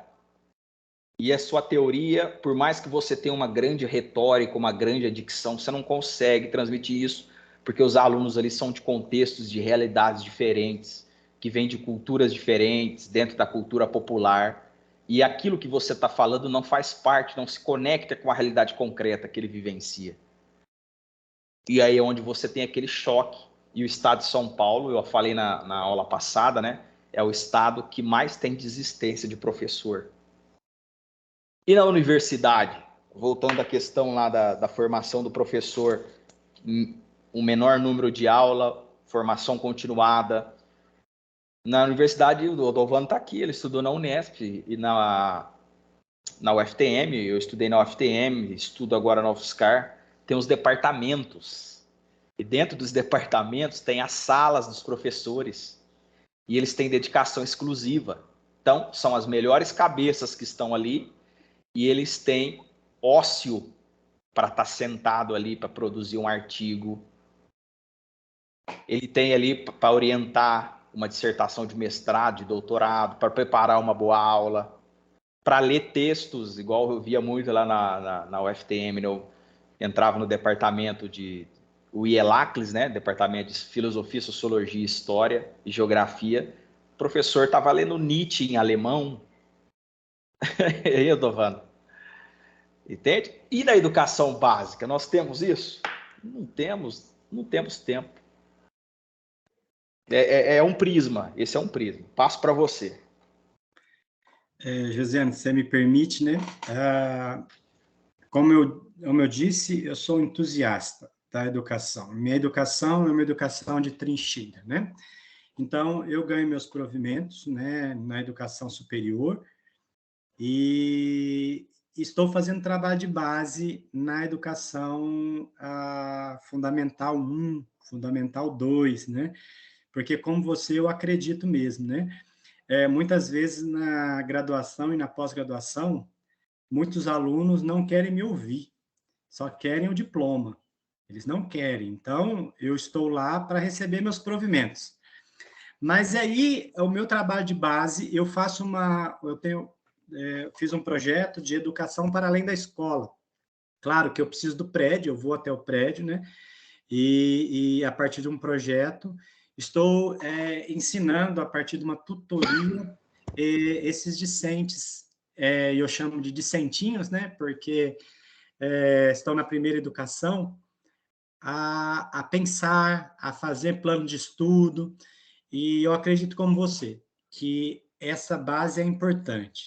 E se eu quero algum resultado, e acredito que ela vem de médio e longo prazo, daqui 20 anos, esses discentinhos transformarão essa educação que está aí. Até porque a minha experiência na educação superior, eu produzi um livro, né, falando da educação disciplinar e educação de controle, né, que eu digo que a escola que está aí, seja ela fundamental, média ou superior, ela não atende aos requisitos que eu entendo como educação. Então, se eu quero transformar essa escola na sua estrutura, eu tenho que começar com esse trabalho de base, de trincheira, e eu acredito como você, que eu tenho que fazer isso. Como eu não sou docente desse grupo, eu vou lá gratuitamente fazer esse trabalho. Não estou incentivando ninguém a trabalhar gratuitamente, né? mas é a minha contribuição para a sociedade. Até porque nessa praxe que o Alcides está recorrendo, quando alguém do ensino superior e também do mestrado, doutorado, me requisitar, eu tenho condição de dar esse respaldo, de dar essa resposta, né? E aí eu posso cooptar quem está também no topo, mas eu preciso estar nesse movimento de olhar para a realidade, intervir na realidade, e à medida que vem a demanda, eu consigo caminhar. O Alcides falou de generalizações, né? Eu não conheço nenhum docente do ensino superior que faça um trabalho de base, apesar de ler em alemão. Eles não fazem, até porque o ensino é muito exclusivista para ele. Até porque quem não sabe alemão não pode conversar com eles, né? Eu tenho exemplos disso nas universidades. Eu estudei nas mais ranqueadas do Brasil. E eu tenho exemplos com isso, e o Alcides sabe disso, e nós conversamos muito sobre isso.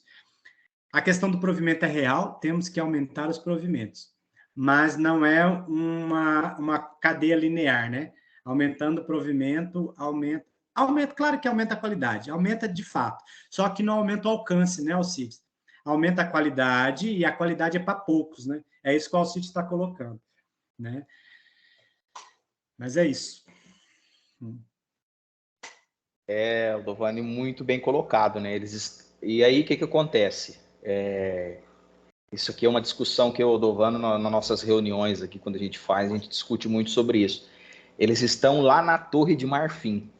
E como eles conseguiram chegar lá na Torre de Marfim, eles não querem que você chegue lá na Torre de Marfim. Para você chegar lá, dá um trabalho danado. E se você só chega se eles quiserem que você chegue lá. Porque eles atingiram aquele topo, eles atingiram aquela estabilidade, e eles não querem que ninguém vai ali desestabilizá-los, né, Dovani? Então, o que acontece lá em cima na Torre de Marfim? Eles estão lendo em alemão, eles estão lendo em inglês, eles estão lendo em mandarim, eles estão publicando em revistas internacionais, e aí quando você vai tentar publicar, quando você vai tentar pegar uma pesquisa nova, publicar algo que é seu, um manuscrito, esses mesmos caras que estão na Torre de Marfim, os avaliadores dos periódicos, e eles falam, não. Quem é você? Esse aqui é um lugar privilegiado. Por isso que a provocação da Josiane faz tanto sentido, né, Alcides? Nós vivenciamos isso na academia, mas olha, não é surpresa eu falar isso, e quando eu vou com o projeto, nessas escolas, eles estão sedentos, eles abrem possibilidades, os professores, na sua maioria, pedagogos, né, querem saber o que é essa tutoria, e assim, olha, querem instrumentalizar os autores. Então, olha que fantástico, e aí o fazer docente ganha outro brilho para além dos provimentos, né, que é possível, sim, claro que é possível, né. Então, e a gente está nesse caminho para o topo, e muitas das vezes um caminho muito tortuoso, né? Um caminho de muita exclusão. E quando a gente vai para a trincheira, um trabalho de base é um trabalho prazeroso, é um trabalho que nos constrói enquanto pessoa. E só o provimento não dá conta, não vai mudar a realidade. É o que você está falando, é o trabalho de base mesmo, partindo da realidade concreta. Eu trabalhei no meu mestrado partindo da horizontalidade. Eu trabalhei com currículo, né? Quando eu fiz meus estudos de mestrado. E o que está sendo colocado na educação no Brasil? A verticalidade, a imposição de cima para baixo. Não dá certo. Tem que ser horizontalidade. A educação tem que partir do contexto a qual ela está sendo construída. A qual ela está sendo construída ali com os alunos, observando cada realidade concreta. A verticalidade, a avaliação externa, currículo imposto de cima para baixo, privatização dos materiais didáticos, não dá certo. Então, não basta só a valorização salarial, tem que vir toda uma estrutura, um arco ao redor. Né? Menor número de aulas, assim você preparar as suas aulas melhor, para você poder enxergar as realidades de cada sala. Porque quando a gente não tem o tempo, a gente aplica o do 7º A no 7º B. E aí não dá certo, mas a gente faz eles engolirem de goela abaixo, tá errado. Então tem todo... E tem também as políticas, né? Tantos prismas para se olhar essa questão. Tem as políticas, igual eu falei, né? Com o fim do socialismo real, o início da globalização, né? A nova ordem mundial nos anos 90, o Brasil foi obrigado pelo governo FHC, né? Começou lá no Collor, mas principalmente no governo Fernando Henrique Cardoso, para receber investimentos do Banco Mundial, do Fundo Monetário Internacional, dos organismos internacionais, ele teve que provar, diminuir o analfabetismo, aumentar a escolaridade. E qual foi a medida que o governo brasileiro encontrou? A progressão continuada, que nada mais é do que uma maneira vulgar que nós professores chamamos, né? A aprovação automática. E percebam que nós não conseguimos fugir disso mais, nem na escola pública, nem na privada. Isso já está entranhado dentro de nós, porque melhorando os números, melhora-se o investimento, mais dinheiro ao setor educacional. Mas e a qualidade que eu falei, que o Aldovano falou, que a Josiane tocou? No capitalismo não entra a qualidade, entra a quantidade. Então melhora-se os números, mas na realidade concreta não melhorou a alfabetização. Não melhorou a qualidade educacional, só os números. O Luiz Carlos Freitas é um professor da Unicamp, é um dos maiores especialistas em avaliação no Brasil. Ele trabalha com a questão da avaliação externa. E aí ele fala muito bem essa questão da meritocracia, que foi colocada para tentar estimular, fazer com que os números se avolumem, aumentem, né, para maquiar aquilo que está errado. E muitas das vezes tem muitas escolas que trabalham até com a fraude. Abrem os pacotes primeiro, vê as questões, o aplicador faz parte da escola, do mesmo município, vai lá auxiliar os alunos. Isso não é o professor Alcides que está falando, não, o Luiz Carlos Freitas. É um artigo dele que chama, se vocês quiserem anotar aí, os reformadores empresariais da educação. É ler e ficar horrorizado. Isso tudo acontece. Porque é o quantitativo e o verticalizado. Não é o qualitativo e o horizontalizado que está em jogo aqui no Brasil. É outro prisma para a gente olhar essa questão, essa realidade. Aldovano, mais alguma pergunta, pessoal, para a gente ir fechando?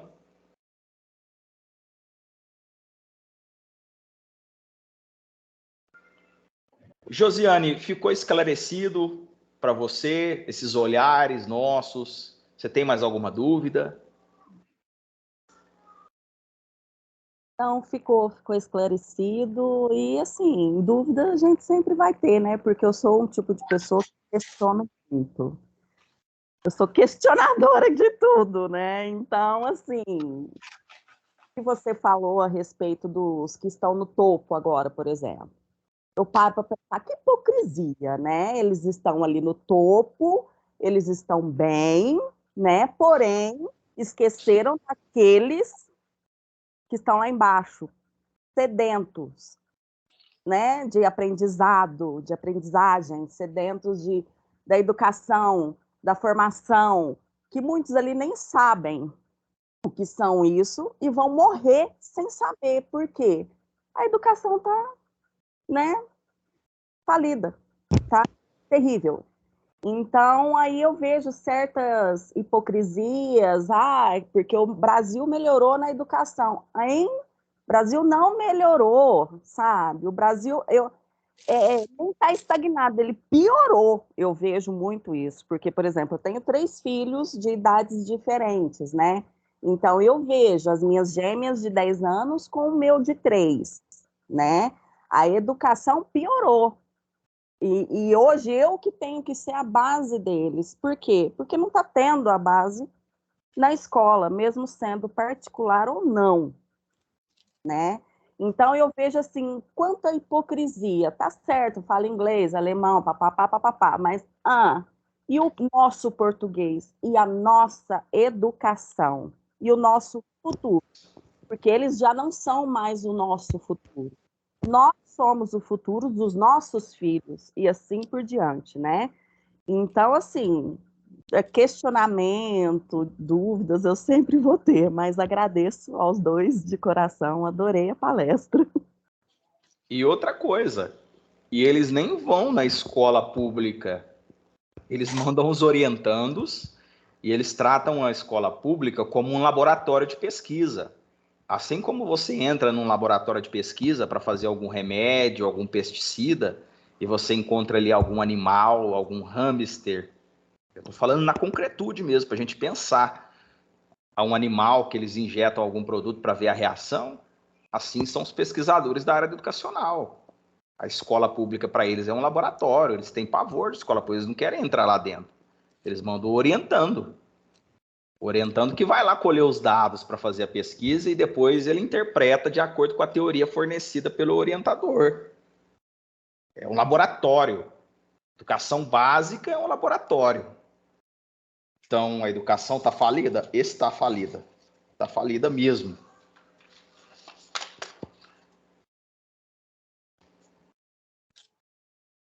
Eu posso dar um alento?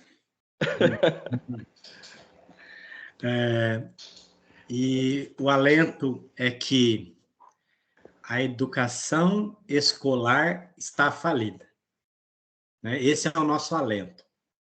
Porque o que nós estamos fazendo aqui, apesar de ser dentro de uma instituição, é a educação com E maiúsculo, né? Isso, a proliferação da banda larga nos possibilita trocar isso, né?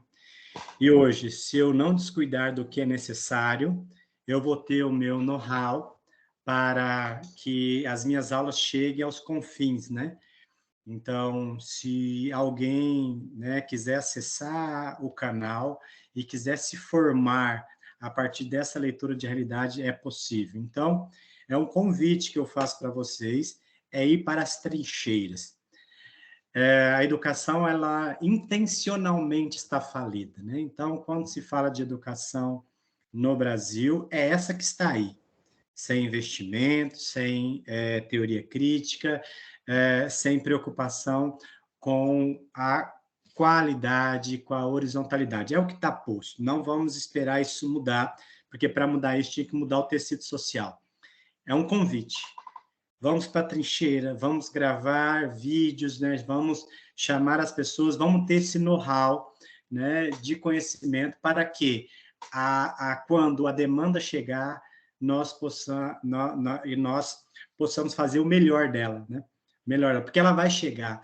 Essa demanda já está batendo a porta. Quantas e quantas pessoas nos vê no corredor pedindo indicação, pedindo formas, pedindo estrutura de estudo, e a gente tem que oferecer isso porque essas pessoas vão para a trincheira conosco. Essa trincheira que era local, com a informática, ela é mundial. E eu acredito nisso, né? Eu sou muito, muito entusiasta da educação e sou um pessimista da instituição. Então, o que nós estamos fazendo aqui, apesar de ser mediado por uma instituição, nós estamos fazendo um debate não pela qualidade dos debatedores, mas pela discussão de altíssimo nível, porque nós estamos pensando o pensamento e pensando alternativas para isso. Ao meu ver, eu sou entusiasta disso, e a internet nos possibilitou fabricar espaços de educação. Antes, o que estava restrito à escola, agora está difundido. Então, vamos para a trincheira. Muito bom, professor Aldovano. Prazer estar com você aqui. Acredito que foi muito proveitoso a nossa aula de hoje. Eu acredito que os alunos vão sair satisfeitos, né? Pelo nível, como você falou, pela qualidade do debate, pelas reflexões que nós fizemos aqui. Não é em qualquer universidade que eles iriam encontrar isso, não. Então, isso foi muito proveitoso. Agradecendo aos participantes, Juliana, Josiane, o professor Rômulo, a Marina, né, e todos mais que estão aqui. Numa próxima aula, né, convido vocês a participarem, fazerem perguntas. Isso é muito proveitoso, isso vai fazendo com que a gente cresça intelectualmente, né? O professor Rômulo está digitando alguma coisa ali.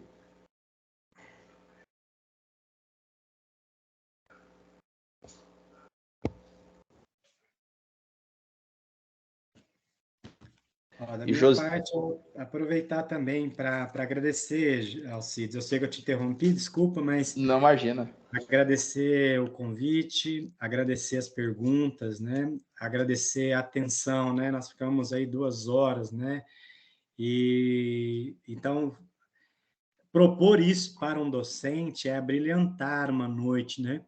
Então aqui não é aquele trabalho enfadonho, é um trabalho no estrito senso da palavra, é um trabalho onde você se realiza.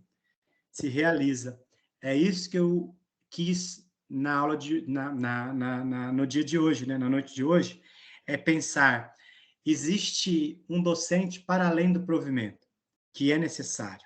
Existe uma possibilidade, né? E ela se configura como se configurou aqui hoje, né?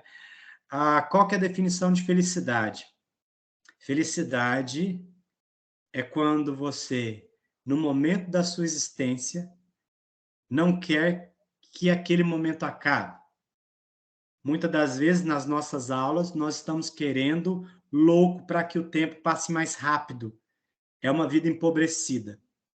Nesse sentido, em 2 horas, eu vivi a minha felicidade plena. Não queria que esse momento acabasse.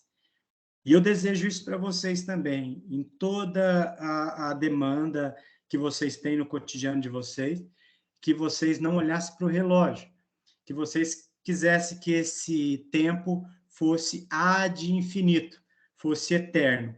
É o eterno retorno do mesmo. Eu gostaria de ficar aqui por mais tempo. Eu sei que tem demandas que estão nos chamando, mas foi aquele momento que eu não queria que acabasse. É aquele happy hour, né? Então, da minha parte, eu me sinto muito, muito agradecido, muito mesmo. Foi um prazer, viu, Alcides? Muito obrigado pelo convite, espero não ter decepcionado.